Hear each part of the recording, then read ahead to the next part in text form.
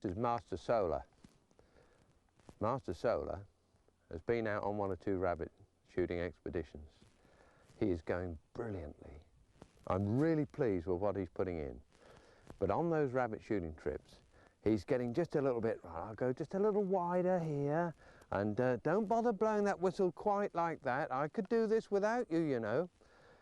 Tiny little things, but we're looking for perfection, especially as I think he might be a competitive dog, and I'm trying to tighten him right up, probably to a situation that's a higher standard than a lot of you would ask for. But this is the type of little exercise you might do on a Sunday morning when you've got half an hour to spare. You just run through a few things, and just every time he only half listens to the whistle, correct him. You blow the stop whistle. If he doesn't stop immediately and sit up like that, you might just kind of look here, you stop a bit sharper than that, until he starts to say, oh, I see you mean this. It's like retightening everything up, checking out the brake linings. Now he's had plenty of game and stuff. He likes a bit of game. Now the pigeon here, he might think you're going to get this as a retrieve, but we're going to throw that over there by that broom, and he's to try and remember that. We're not sending him for it, although he's got his foot on the pedal. You can see with his foot up there going, oh, just tell me, will you, just tell me.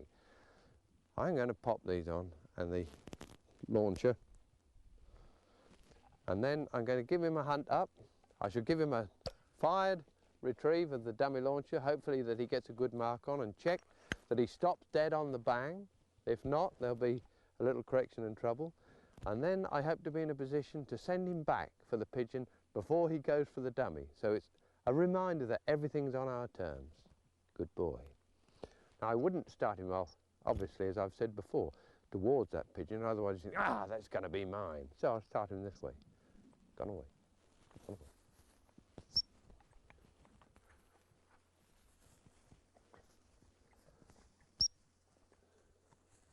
You can see the experience here, how he started to learn to really hunt for his dinner. Good boy. Come on, good boy. Come on. Good boy. Every little pip, you listen to me.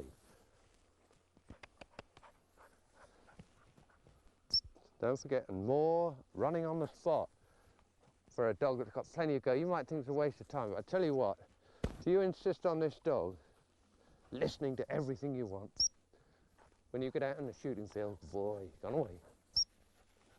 When you get out in the shooting field, it'll pay you dividends.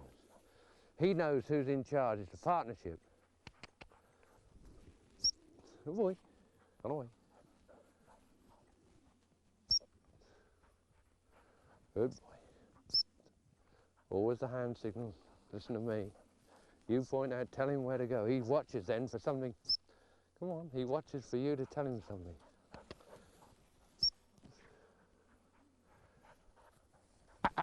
Come on here, good boy.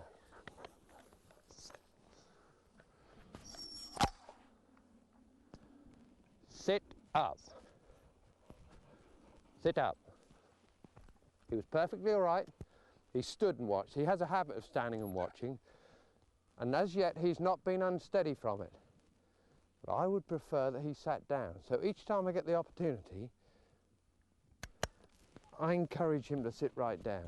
And he's going, all right, now I know where that dummy is. This is where he gets full, because we send him for the pigeon. Solar, fetch.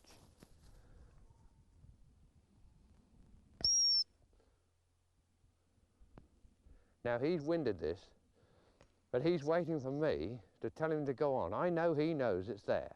But thankfully, there's a little bit of control over him. He's saying, well, would you just tell me? I can go, look at him looking at it. Solar. Good boy. Come on. Sit up. Sit up. Sit up. Come here. Good boy. Now, there's lots of, like that pigeon there, when he's going, right, okay, so I've winded it, the wind's right, I know it's there. A lot of people, if the dog had dived in and picked it, would go, oh, well, there you are, he knew. But I'm looking for that degree of control where I'm saying, right, okay, so I know you know that I know that you know. Now we'll push the button. Just that little bit more control. Now we'll go for this dummy. Solar.